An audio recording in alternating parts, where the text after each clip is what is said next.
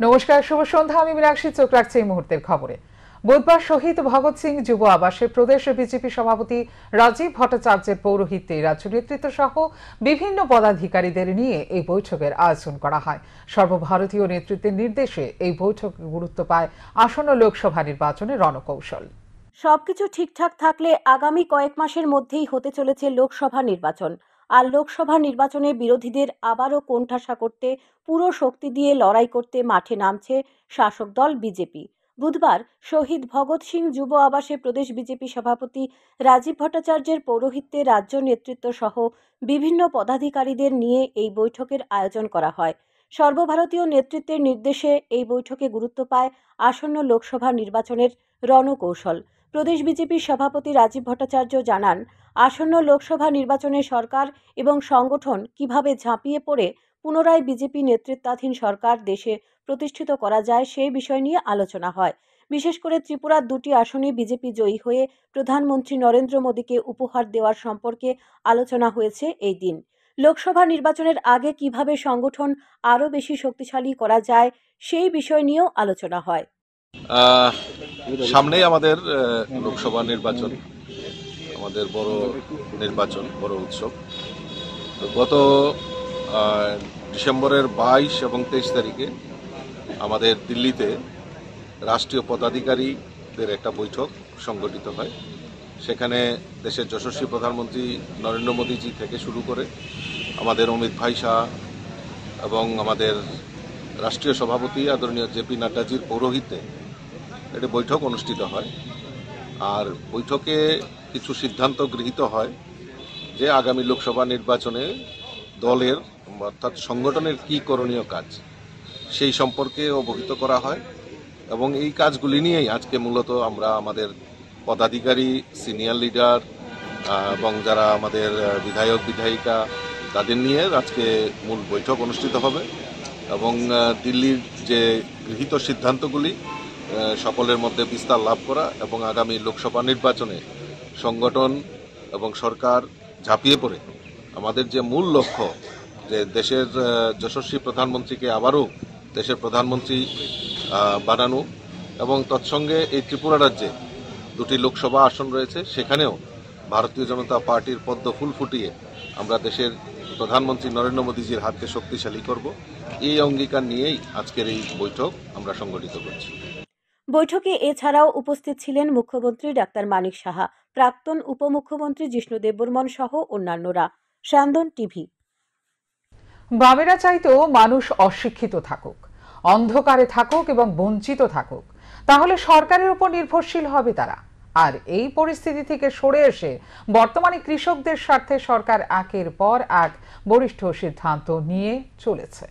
বুধবার জিরানিয়া মাধব বাড়িতে ধান ক্রয় অনুষ্ঠানে পূর্বতন সরকারকে কাঠগড়ায় দাঁড় করিয়ে এমনটাই বললেন মন্ত্রী সুশান্ত চৌধুরী।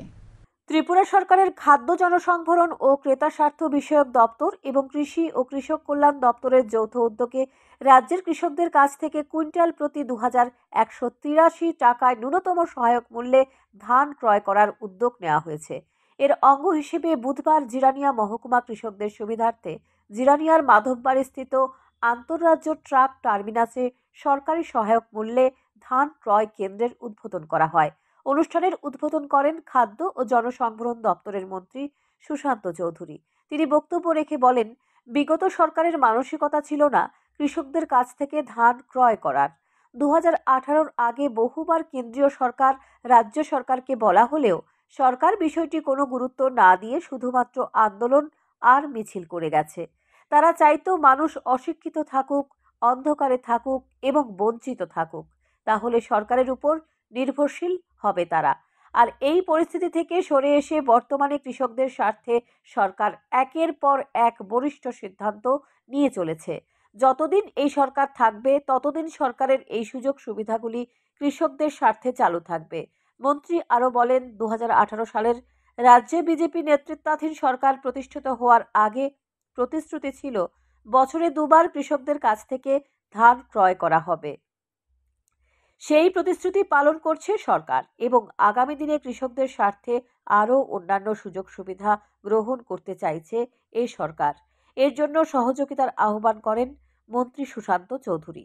কিন্তু প্রধানমন্ত্রী বার্তা আপনাদেরকে দিতে চেয়েছেন বা দিয়েছেন যে কৃষকদের জন্য আমরা চিন্তা করি, আমরা আপনাদের পাশে রয়েছি। কৃষকরা বড় বড় রাজ্যে মহাজনদের কাছ থেকে সুদে টাকা নিয়ে ফসলে যখন মার খেত, বিক্রি করতে পারতো না, খরা বন্যা, আত্মহত্যার পথ বেছে নিত। অন্ধ্রপ্রদেশ, উত্তরপ্রদেশ, তামিলনাড়ু, পশ্চিম বাংলা, হরিয়ানা, কৃষি নির্ভর যে রাজ্যগুলো রয়েছে, আত্মহত্যার পথ বেছে নিত সে সমস্ত কৃষকরা। আজকে শুনেন কৃষকদের আত্মহত্যা করা হচ্ছে বা কোথাও কৃষক আত্মহত্যা করছে, সেই জিনিসটা কিন্তু আজকে বন্ধ হয়ে গেছে। কারণ প্রধানমন্ত্রীজি কৃষক কল্যাণ এবং কৃষকদের সুবিধার্থে বিভিন্ন ধরনের প্রকল্প সেখানে ঘোষণা করেছেন। অনুষ্ঠানে অন্যান্যদের মধ্যে উপস্থিত ছিলেন খাদ্য ও জনসংভরণ দপ্তরের বিশেষ সচিব রাভাল হেমেন্দ্র কুমার, অধিকর্তা নির্মল অধিকারী, কৃষি ও কৃষক কল্যাণ দপ্তরের অধিকর্তা শরদিন্দু দাস, জিরানিয়া নগর পঞ্চায়েতের চেয়ারপারসন রতন দাস সহ অন্যান্যরা। সান্দন টিভি। টাটা গাড়িবাড়ি ঘটনা পুনরাবৃত্তি কৈলাসহরে গাছে বেঁধে রাখা হলো গৃহবধূকে, এলাকাবাসী পরে তুলে দিল পুলিশের হাতে। টাটা কালীবাড়ির ঘটনার পুনরাবৃত্তি, গাছের সাথে বেঁধে মহিলাকে মারধরের অভিযোগ। জানা যায় কৈলাসহর ভগবাননগর ডলুছড়া 4 নম্বর ওয়ার্ড এলাকায় মামা শ্বশুরের সাথে প্রণয় সম্পর্ক থাকার কারণে এক গৃহবধূকে গাছের সাথে বেঁধে মারধর করে কৈলাসহর মহিলা থানার হাতে তুলে দিল এলাকার কতিপয় মহিলারা। ঘটনার বিবরণে জানা যায়, এক গৃহবধূর সঙ্গে উত্তম সরকার নামে এক যুবকের দীর্ঘদিন ধরে প্রণয় সম্পর্ক গড়ে ওঠে। এ বিষয় নিয়ে একাধিকবার সালিশি সভা হলেও কাজের কাজ কিছুই হয়নি। স্থানীয়দের অভিযোগ, উত্তম সরকার আগেও বিভিন্ন মহিলাদের সাথে প্রণয় সম্পর্ক থাকার কারণে সে আপত্তিকর অবস্থায়ও ধরা পড়ে। গৃহবধূর স্বামী এর প্রতিবাদ করতে গেলে উত্তম সরকার এবং তার এক বন্ধু মিলে নাকি বেধড়কভাবে মারধর করে, যার ফলে গৃহবধূর স্বামী গুরুতরভাবে আহত হয়। তারপর চিৎকার চেঁচামেচি শুনতে পেয়ে স্থানীয়রা এসে ঘটনাস্থলে ভিড় জমায়। ঘটনাস্থল থেকে উত্তম সরকার পালিয়ে যেতে সক্ষম হয়। তখন আমরা তারে ঠেলাই ঠুলাইয়া বার করছি, একজনের বাড়িতে ঠিক নাই হইয়া লইয়া গেছে। কইছি উত্তমরে আবার আমি কইছি যে তুই বেটা নানি, তুই একটা বিয়া কইরা দেখাস না, রুবি কিতা আসানো, মানে আমি এরকম কইছি, হইয়া লইয়া গেছি। হইয়া তো আমরা রাস্তাত গেছি কি গাড়ি তুলতাম, এমন সময় অফুয়ে ডাক দিছি, বর্দি আগ আমারে মারি না। মধ্যে কিতা হয়েছে আমি কইতে পারতাম না। মায়ের ও আমি দৌড়াইয়া আবার আইছি, আমিও আইছি, মানে আমার লোক আমরা বাড়ির যারা সবু তারা আইছে, আইয়া দেখছি ফাঁক গরম আইর তারা এই ন সামলাইছি। উত্তমের সাথে অপু আর উত্তমে মাইর তখন ওই অপুর মা আর রুবি তারা দুজনও আছে ভাগ করে, তবে অপুর মা কিন্তু আটকে করে রুবিয়ে করছে না।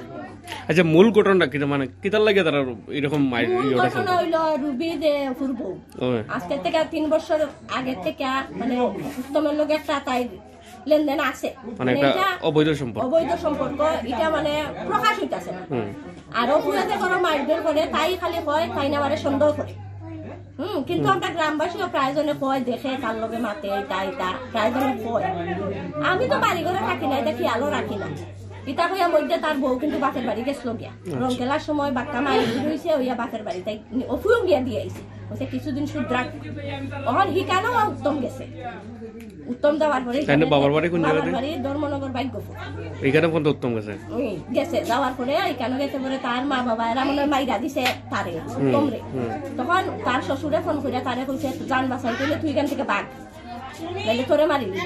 পরবর্তীকালে গৃহবধূকে একটি গাছের সাথে বেঁধে রাখে উত্তেজিত জনতা। তারপর খবর দেওয়া হয় কৈলাসহর মহিলা থানায়। ঘটনাস্থলে ছুটে যায় কৈলাসহর মহিলা থানার পুলিশ গিয়ে গৃহবধূকে ঘটনাস্থল থেকে আটক করে কৈলাসহর মহিলা থানায় নিয়ে আসে। বর্তমানে গৃহবধূ ও উত্তম সরকারের বন্ধু কৈলাসহর মহিলা থানার হেফাজতে রয়েছে। এই ঘটনাকে কেন্দ্র করে তীব্র উত্তেজনা ছড়িয়ে পড়েছে গোটা এলাকায়। সান্দন টিভি।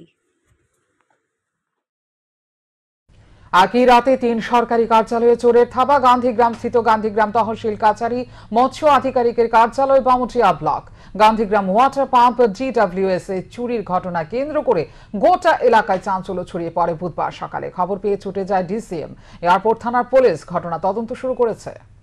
গোটা রাজ্যব্যাপী চুরিকাণ্ড দিন দিন বেড়ে চলছে। বিশেষ করে এয়ারপোর্ট থানা এলাকায় সম্প্রতি কয়েক মাসের মধ্যে বেশ কয়েকটি চুরিকাণ্ড সংঘটিত হয়। এই সকল চুরিকাণ্ডে পুলিশের ভূমিকা নীরব দর্শকের। চুরিকাণ্ড রুখতে, চোর ধরতে সম্পূর্ণ ব্যর্থ এয়ারপোর্ট থানা পুলিশ। এরই মধ্যে মঙ্গলবার গভীর রাতে পুনরায় একসঙ্গে 3 সরকারি কার্যালয়ে চোরের থাবা এলাকায় চাঞ্চল্যের সৃষ্টি করে। ঘটনা এয়ারপোর্ট থানাধীন গান্ধীগ্রামে। গান্ধীগ্রাম তহসিল কাছারি, মৎস্য আধিকারিকের কার্যালয় বামুটিয়া, ওয়াটার পাম্প DWSA এই চুরির ঘটনা ঘটে। যদিও মৎস্য আধিকারিক কার্যালয় থেকে কিছু পায়নি চোর চুরি করার জন্য, অন্যদিকে তহসিল কাছারি থেকে কয়েকটি কম্পিউটারের UPS নিয়ে যায়। ওয়াটার পাম্প থেকে ওয়াটার পিউরিফায়ার এবং মূল্যবান কিছু তার চুরি করে নিয়ে যায় চোরের দল। এই বিষয়ে সংশ্লিষ্ট দপ্তরের আধিকারিকরা সংবাদ মাধ্যমের মুখোমুখি হয়ে বিস্তারিত জানান। উদ্যোগবাবু আমার ফোন করছে যে আমার অফিস নাকি তালা ভাঙছে, তো আমি জাস্ট দূরে আইলাম আর কি। এই আসার পরে এই দেখলাম ঘটনা। জিনিস তো এখন বোঝা যাচ্ছে না, তো কাগজপত্র যদি কিছু তারা নিয়ে থাকে, এমনি তো বাকিগুলি সব ঠিক আছে। আর ফাইল টুল যদি তারা কিছু নিয়ে বা সরিয়ে থাকে আর কি। একটা বা আরও পরে হয়তো বা সুর তালাক একটা ঢুকছে, ঢুকেছে ওদিকে দরজা দিয়ে ঢুকছে, ঢুকেছে আমরা এই গোডরেজটা ভাঙছে, এখানে লকার ভাঙছে, ওইদিকে গোডরেজ ভাঙছে, লকার ভাঙছে, তারপর এখানে ব্যাটারি আছে, কটা UPS এর ব্যাটারি, এগুলি চুরি করে নিচ্ছে। কাগজপত্র তো আলাদা আলাদা আছে, কিন্তু কিতা যে কাগজপত্র নিছে বা কিতা হারাইছে ওখানেও সঠিকভাবে দেখছি না। এই চুরিকাণ্ডের খবর পেয়ে ঘটনাস্থলে আসে মোহনপুর মহকুমার DCM এবং পুলিশ চুরির মামলা হাতে নিয়ে ঘটনা তদন্ত শুরু করেছে। শান্তন টিভি। বুধবার দুপুরে আমবাসা থানাধীন বেইতবাগান এলাকায় 8 নম্বর আসাম আগরতলা জাতীয় সড়কের নাকা পয়েন্টে একটি 4 চাকার ছোট গাড়িতে তল্লাশি চালিয়ে 25 কেজি শুকনো গাঁজা উদ্ধার করল আমবাসা থানার পুলিশ। এদিন আগরতলা থেকে গৌহাটিগামী TR01 AZ 0606 নম্বরের গাড়িতে তল্লাশি চালায় নাকা পয়েন্টে থাকা পুলিশ কর্মীরা। গাড়ির বিভিন্ন চেম্বার থেকে 52 প্যাকেট 25 কেজি শুকনো গাঁজা উদ্ধার হয়। আমবাসা থানার ওসি জানান, 52টি প্যাকেট থেকে উদ্ধারকৃত 25 কেজি গাঁজার বাজার মূল্য প্রায় 2,50,000 টাকা হবে। সাথে পুলিশ চালককে আটক করে গাড়ি এবং উদ্ধারকৃত গাঁজা নিয়ে যাওয়া হয় আমবাসা থানায়। এই ঘটনায় NDPS ধারায় একটি মামলা গ্রহণ করবে আমবাসা থানার পুলিশ। বেতবাগান নাকা পয়েন্টে আমবাসা থানা আন্ডারে আমরা যে নেশামুক্ত ত্রিপুরা গঠন উদ্দেশ্যে একটা গাড়িকে ডিটেইন করি, যাহার নাম্বার TR01 AZ 0606 নিসান গাড়ি। তারপর আমরা গাড়িটাকে চেক করি, চেক করার পরে 52 প্যাকেটের মধ্যে 25 কিলো ড্রাই গাঁজা পাই। সেই সাথে আমাদের লোকে আসান রাইফেল এবং 28 আসান রাইফেল এবং 140 CRPF জয়েন্টভাবে আমরা অপারেশন করি। তারপর ম্যাডাম ছিল DCM madam Krittika Shah madam উপস্থিতিতে আমরা পরে সিজ করি এবং একটা আমবাসা থানাতে NDPS একটা কেস নেওয়া হবে। এবং গাড়িতে থাকা একজন ড্রাইভারকে আমরা ডিটেইন করি, যার নাম সামল দা বর্মা, বাড়ি জিরানি। গাড়িটা কোথায় থেকে কোথায় যাচ্ছে? গাড়িটা আগরতলার দিক থেকে ওদিকে গুয়াহাটির দিকে যাইতেছে। তো গাঁজার টোটাল মূল্যটা কত? টোটাল বাজার মূল্য 2,50,000 টাকা। স্কুল মাঠে পার্কিং জোন নির্মাণের বিরুদ্ধে রুখে দাঁড়ালো ছাত্রছাত্রীরা। বুধবার রাজধানী নেতাজি সুভাষ বিদ্যানিকেতনে মাঠে দাঁড়িয়ে বিক্ষোভ প্রদর্শন করল ছাত্রছাত্রীরা। বিদ্যালয়ের মাঠ ব্যবহার করে মোটা কামাইয়ের ধান্দার বিরুদ্ধে রুখে দাঁড়ালো ছাত্রছাত্রীরা। রাজ্যের অন্যতম বর্ণিত স্কুল নেতাজি সুভাষ বিদ্যানিকেতন স্কুলের সামনে যে মাঠ রয়েছে সেটা বহু বছর পুরনো। স্কুল মাঠে দিনভর খেলা করে স্কুলের ছাত্রছাত্রীরা ও এলাকার কচি কাঁচারা, এবং প্রতিদিন সকালবেলা স্থানীয়রা এই মাঠে এসে শরীরচর্চা করেন। কিন্তু এই মাঠে স্কুল পরিচালন কমিটি কর্তৃক পার্কিং জোনে পরিণত করার প্রচেষ্টা চলছে। এর বিরুদ্ধে স্কুলের এলামনি এবং বর্তমান ছাত্রছাত্রীরা রুখে দাঁড়ালো। সমস্ত ছাত্রছাত্রীদের বক্তব্য, স্কুল মাঠকে ব্যবহার করে কোনোভাবেই পার্কিং জোন করতে দেওয়া হবে না। এই স্কুল মাঠ থেকে বহু রাজনৈতিক ব্যক্তিত্ব আজ ক্ষমতার শীর্ষস্থানে রয়েছে, কিন্তু কার মদতে স্কুল মাঠ কামাইয়ের জন্য দখল করার চেষ্টা হচ্ছে সেটা জানা নেই কারো। তবে এভাবে স্কুল মাঠটি কেড়ে নিতে দেওয়া হবে না। এই মাঠে বিগত দিনের মতোই আগামী দিনেও ছাত্রছাত্রীরা খেলাধুলো করে মুক্ত পরিবেশের স্বাদ নেবে। জায়গা জুড়ে আছে আমাদের মনের যে বিশাল একটা জায়গা জুড়ে আছে, সেই মনের যে প্রাণের যে বিশাল জায়গা, সেই জায়গাতে আমরা কারুকেই কোনো ধরনের রাজনৈতিক হোক, অরাজনৈতিক হোক বা বাণিজ্যিক হোক বা আমাদের যে কোনো কেউ এখানে হস্তক্ষেপ করতে আমরা কিছুতেই দেব না। আমাদের এখানে একটা পার্কিং স্ট্যান্ড করা মানে হচ্ছে ছোট ছোট যেই ক্লাস 1 থেকে আরম্ভ করে যেই 12 পর্যন্ত স্টুডেন্টরা এখানে পড়াশোনা করে। আমরা চাই মাঠ কেন আছে, প্রত্যেকটা স্কুলের সাথে একটা মাঠ থাকা মানে হচ্ছে কিছুটা অক্সিজেন আমাদের স্টুডেন্টদের দেওয়া, প্লাস আশেপাশে যারা বসবাস করেন তাদেরকেও কিছুটা অক্সিজেন যোগান দেওয়া। এখানে যদি একটা পার্কিং স্ট্যান্ড হয় তার মানে একটা সারা দিন রাত্র একটা পলিউটেড এরিয়াটা পলিউটেড হয়ে যাবে, এটা no doubt of about it. তো আমরা এই জায়গাটা থেকে আমাদের স্কুলের যে মাঠটা আছে সেই মাঠটাকে রক্ষা করার জন্য আমাদের যতটা পদক্ষেপ নিতে হয় আমরা সেই পদক্ষেপ নেব। আমরা জানি না কে বা কার হস্তক্ষেপে এই কাজটা মানে সূচনা হয়েছে, কিন্তু আমরা কিছুতেই এখানে কোনো পার্কিং স্ট্যান্ড করতে দেব না। তার জন্য যেই পদক্ষেপ নিতে হয়, যেই পদস্থ ব্যক্তিদের সাথে বা যেই আমলাদের সাথে দেখা করতে হয় আমরা দেখা করব। এই বিষয়ে অনুশীলন করতে আসা এক কিশোর জানায়, এই মাঠটি যদি তাদের কাছ থেকে কেড়ে নেওয়া হয় তাহলে তারা আগামী দিন কোথায় গিয়ে খেলাধুলো করবে সেটা জানা নেই তাদের। বিশেষ করে আগামী কয়েকদিন পর ত্রিপুরা ক্রিকেট অ্যাসোসিয়েশন কর্তৃক আন্ডার-15 ম্যাচ রয়েছে। অনুশীলন করার জন্য আশেপাশে আর কোনো মাঠ নেই, তাই কোনোভাবেই তারা এই মাঠ হারাতে চায় না। यहाँ पे कोई पार्किंग का स्टेशन ना हो। हम इधर पे हर दिन प्रैक्टिस करते हैं, मेहनत करते हैं ताकि हम बड़े होके एक अच्छा क्रिकेटर बन सके। लेकिन अगर इधर पे पार्किंग का कोई स्टेशन होगा तो हम कहाँ पे खेलेंगे? तो हमें खेलने के लिए भी जगह चाहिए, तो हम चाहते हैं कि इधर पे कोई पार्किंग का स्टेशन ना हो। 23 জানুয়ারির প্রথম শুরু এখান থেকেই হয়। যদি এই মাঠটা কেড়ে নেওয়া হয় তাহলে আমরা 23 জানুয়ারি শুরু এখান থেকে করতে পারছি না। আর বিকালে আমার অনেক ছোট ভাই বোন আর আমাদের বড় দাদা দিদিরা এখানে খেলতে আসে। তো যদি আমাদের থেকে এই মাঠটা ছিঁড়ে নেওয়া হয় তাহলে আমরা কিছু করতে পারবো না। তার জন্য আপনাদের কাছে আবেদন রইল যে বাইরের যারা আছে, যারা আমাদের এই মাঠ রক্ষা করবে তাদের কাছে আমাদের এই অনুরোধ পৌঁছানোর। যদি কোনো সময় কার পার্কিং হয় তাহলে আমরা কিভাবে এখানে খেলতে পারবো এত সুন্দর মাঠটার মধ্যে? কতদিন ধরে খেলতেছ খেলাধুলা?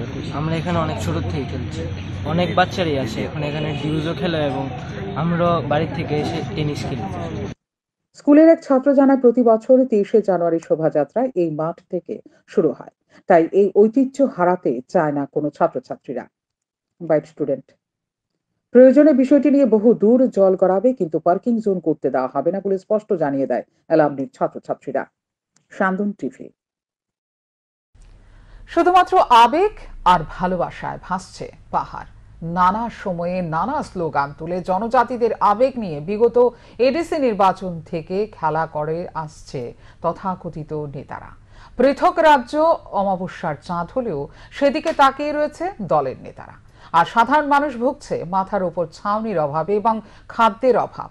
এই চিত্র ফুটে উঠেছে তীব্রমথা মনোনীত বিধায়ক স্বপ্না দেববর্মার বিধানসভা কেন্দ্র মান্দায়ে। প্রধানমন্ত্রী আবাস যোজনার ঘর ও রেশন কার্ড থেকে বঞ্চিত মান্দায় বিধানসভা কেন্দ্রের মলিন্দ্রপাড়ার এক পরিবার। অভিযোগটি অসহায় সন্ধ্যা লক্ষ্মী দেববর্মার পরিবারটি দীর্ঘদিন ধরে বঞ্চিত রেশন থেকে। জানা যায়, প্রায় 6 মাস আগে পরিবারটির রেশন কার্ড হারিয়ে যায়। রেশন কার্ডের জেরক্স কপি থাকা সত্ত্বেও রেশন থেকে বঞ্চিত পরিবারটি। সংবাদ মাধ্যমের মুখোমুখি হয়ে জানান পরিবারের মেয়ের জামাই। তিনি জানান, পাটনিপাড়া সরকারি ন্যায্য মূল্যের দোকানের তরফে পরিষ্কার জানিয়ে দেওয়া হয়েছে জেরক্স দিয়ে রেশন দেওয়া যাবে না। স্থানীয় জনপ্রতিনিধিদের সঙ্গে যোগাযোগ করেও কোনো সহযোগিতা পায়নি। তবে অন্যদিকে পাটনিপাড়া রেশনের তরফে ডিলার ব্রজকুমার দেববর্মা জানান, সন্ধ্যালক্ষ্মী দেববর্মা রেশন কার্ড হারিয়ে যাওয়ার পর রেশন নিতে আসলে দেখা যায় তার আধার কার্ড নেই। তাই রেশন ডিলার পরে রেশন কার্ডের জেরক্স ও আধার কার্ড নিয়ে আসতে বলেন, কিন্তু সন্ধ্যালক্ষ্মী দেববর্মা পরে আর আসেননি। তিনি অনেকবার খবর পাঠিয়েছেন তার বাড়িতে, কিন্তু আসেননি। সবচেয়ে বড় অভিযোগ, প্রধানমন্ত্রী আবাস যোজনার মাধ্যমে ঘর পর্যন্ত ভাগ্যে জোটেনি পরিবারটির।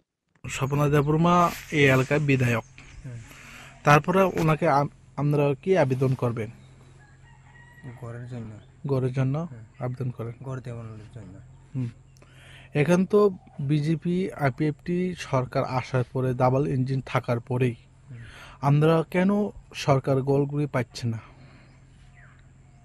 এটা তো কেমনে কইতাম, আমরা অনেকবার কইছে পাইছে না, কি দিচ্ছে না। আমরা কত বছর ধরে এভাবে আমরা চাম্পা কাম্পার মধ্যে আমরা বসবাস করছেন? আমি যে আইছি 3 বছর হয়েছে। আপনি আগে কই আসল? আগে আছে কল্যাণপুর। কল্যাণপুর গরজামে আইছে। ও গরজামে আইছে। আপনার এখানে 3 বছর হয়ে গেছে গা, এখন ঘর পাইছে না, এখনো পর্যন্ত ঘর পাইছে না। আপনারা শ্বশুর শাশুড়িরা রেশন কার্ডগুলি আসেনি? না, হারাই বলে গেছে। তবে তো জেরক্সগুলি তো আছে না? জেরক্স তো আছে। জেরক্স আছে, এটি দিয়ে আপনারা রেশনের চালগুলি তুলতেছেন। চাল এখন পাইছে না। কেন? গেছে না কি? হ্যাঁ, গেছে না রেশনে। না না, প্রতি মাসে আপনারা তো জেরক্স দিয়ে তো ইয়ে করতেছেন। জেরক্স দিয়ে বলে পাই না, গেছে কাপড় রেশনে জেরক্স দিয়ে বলে পাই না চাল। এই জন্য আপনি এখন বর্তমান সরকারকে কি আবেদন করবেন? ঘরের জন্য। এখন দেখার বিষয় কবে ভাগ্যে জোটে অসহায় পরিবারের রেশন কার্ড এবং পাকা ঘর। সেন্দন টিভি। চুরিকাণ্ডে অতিষ্ঠ জনজীবন, আতঙ্কিত মানুষ। মঙ্গলবার গভীর রাতে আবারও হাতিপাড়া বন দপ্তর এলাকায় Tripura bamboo and can development সেন্টারে তালা কেটে ভেতরে প্রবেশ করে ধূপকাঠি বানানোর 20টি মূল্যবান মেশিন নিয়ে যায় চোরের দল। জানা যায় বর্তমান সময়ে ধূপকাঠি বানানো বন্ধ আছে, সেই কারণে নেই নৈশ প্রহরী। আর এই সুযোগেই চোরের দল হানা দেয়, নিয়ে যায় 20টি মূল্যবান মেশিন। এই বিষয়ে সংবাদ মাধ্যমের মুখোমুখি হয়ে জানান তুষারকান্তি সরকার। এখন দেখার মামলা হওয়ার পর পুলিশ ঘটনার কিনারা করতে পারবেন কিনা। তারাগুলো কেটে নিয়েছে এবং আমাদের অবশ্যই যতগুলি মোটর ছিল মেশিনের সবগুলি মোটর চুরি হয়ে গেছে। এখানে বেসিক্যালি আগরবাতির যে স্টিক হয় ওইটাই বেশি হইতো, ওই মেশিনের যতগুলি মোটর ছিল সবগুলি মোটর চুরি হয়ে গেছে। জলের মোটর, কাটার মেশিন মোটর সবগুলি, ওভারঅল 15-20টা মোটর ছিল, সবগুলি চুরি হয়ে গেছে। আপনাদের এখানে নাইট গার্ডের কোনো ব্যবস্থা থাকে? নাইট গার্ড আগে ছিল, তো এখন একটু কাজকর্ম বন্ধ থাকে, এখন নাইট গার্ড নেই আর কি। এখন রেগুলারই কাজ হয় না, পার্ট টাইম যে সময় মালের অটো থাকে সময় কাজ হয়। কেন্দ্রীয় সরকার সংসদে যানবাহনের নতুন মোটর আইন হিট অ্যান্ড রান বিলের প্রস্তাব পেশ করেছে। এই আইন প্রত্যাহারের দাবিতে গোটা দেশের সাথে রাজ্যের যানবাহন চালকরাও প্রতিবাদে সামিল হচ্ছেন। এই বিক্ষোভ এবং প্রতিবাদ কর্মসূচি দেখা গেল উত্তর জেলা ধর্মনগর ও পানিসাগর মহকুমার বিভিন্ন জায়গায়। বুধবার সকাল 8টা থেকে পানিসাগর মহকুমার চামটিলা সংলগ্ন 8 নম্বর আসাম আগরতলা জাতীয় সড়কের উপর চাক্কা জ্যাম করে প্রতিবাদে বসেন যান চালকরা। তাদের দাবি, এই হিট অ্যান্ড রান বিল প্রত্যাহার না করা হলে তাদের চাক্কা জ্যাম জারি থাকবে। খবর পেয়ে ঘটনাস্থলে ছুটে আসে পানিসাগর মহকুমা পুলিশ আধিকারিক সৌম্য দেববর্মা ও পানিসাগর থানার পুলিশ। দীর্ঘ প্রায় 4 ঘন্টা জাতীয় সড়ক অবরোধের পর স্থানীয় পুলিশ প্রশাসনের আশ্বাসের পর যান চালকরা তাদের চাক্কা জ্যাম কর্মসূচি প্রত্যাহার করে। অন্যদিকে বেলা 11টা থেকে দুপুর 12টা পর্যন্ত কদমতলা ট্রাফিক পয়েন্ট সংলগ্ন এলাকায় ভারতীয় মজদুর সংঘের উদ্যোগে বিক্ষোভ, ধর্ণা ও প্রতিবাদ কর্মসূচিতে সামিল হন যানবাহনের চালকরা। যানবাহন আইন প্রত্যাহারের দাবি তোলেন তারা। কেন্দ্রীয় সরকার এই বিল প্রত্যাহার না করলে তারা ধারাবাহিকভাবে আন্দোলন চালিয়ে যাবে বলে এদিন রীতিমতো হুমকি দিয়ে দিলেন। প্রয়োজনে যানবাহন চালানো বন্ধ রাখবেন তারা। একটা হিট অ্যান্ড রান বিল পেশ করেছে পার্লামেন্টে। তো হিট অ্যান্ড রান এই বিলটা হচ্ছে গিয়ে কোনো কারণে ড্রাইভার যদি কোনো ক্ষতিগ্রস্ত হয় বা কোনো দুর্ঘটনাগ্রস্ত হয় তখন তৎকালীন সময় তাকে 10 লাখ টাকা জরিমানা এবং 10 বছরের কারাদণ্ড থাকবে। তাছাড়াও বিভিন্ন যদি এই জায়গা থেকে স্পট থেকে যদি সে পলায়ন করে তার জন্য আরও বিভিন্ন ধরনের আইন লাগু হবে। তো আমরা ভারতীয় মজদুর সংঘ তার তীব্র বিরোধিতা করছি। আমরা সরকারের কাছে এই দাবিটা আমরা আপনাদের মাধ্যমে জানান দিতে চাই, অতি সত্ত্বর যাতে এই বিলটা আমাদের উপর যাতে লাগু না হয়। আমরা সরকারের বিপক্ষে, আমরা সরকারের পক্ষে, কিন্তু এই আইনের বিপক্ষে। আমরা আপনাদের মাধ্যমে আমরা সরকারকে। রাজধানী আগরতলা ধলেশ্বর স্থিত রামকৃষ্ণ মিশনে বুধবার জগৎ জননী সারদা মায়ের 171তম শুভ আবির্ভাব তিথি উদযাপিত হয়। সারদা মা জগতের উদ্ধারের জন্য সকলের কাছে এসেছিলেন এবং মাতৃত্বকে তিনি সকলের মধ্যে উজাড় করে দিয়েছিলেন। মাতৃত্বের জোরেই তিনি সকল মানুষকে কাছে টেনে নিয়েছিলেন। বুধবার এই আবির্ভাব তিথি অনুষ্ঠানে সকলের কল্যাণের জন্য মায়ের আশীর্বাদ কামনা করেন উপস্থিত ভক্তরা। মায়ের আবির্ভাব তিথি উদযাপন উপলক্ষে এদিন যজ্ঞানুষ্ঠানও হয়। সঙ্গীত পরিবেশন করে শিল্পীরা। বিপুল পরিমাণ ভক্তের সমাগম ঘটে এদিন এই অনুষ্ঠানে। সকলের কাছে এসেছিলেন এবং মাতৃত্বকে, বিশেষ করে মাতৃত্বকে তিনি সকলের মধ্যে উজাড় করে দিয়েছিলেন, যে মাতৃত্বের দ্বারা প্রত্যেকটি মানুষকে তিনি কাছের করে নিয়েছিলেন। সেই মা হচ্ছে তার এক প্রধান কথা, আমি মা, সকলের মা।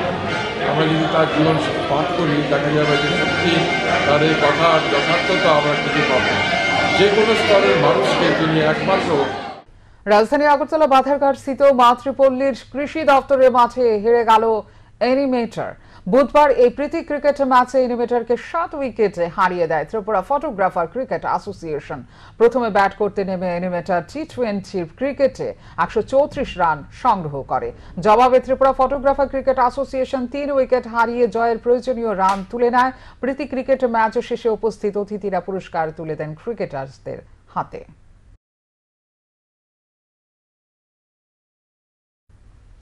এখনকার মতো এই মুহূর্তের সংবাদ এই পর্যন্ত। অন্যান্য আপডেটস দেখার জন্য অবশ্যই নজর রাখতে হবে সান্দন টিভির পর্দায়। সান্দন টিভি, দায়বদ্ধতায় যার ঐতিহ্য।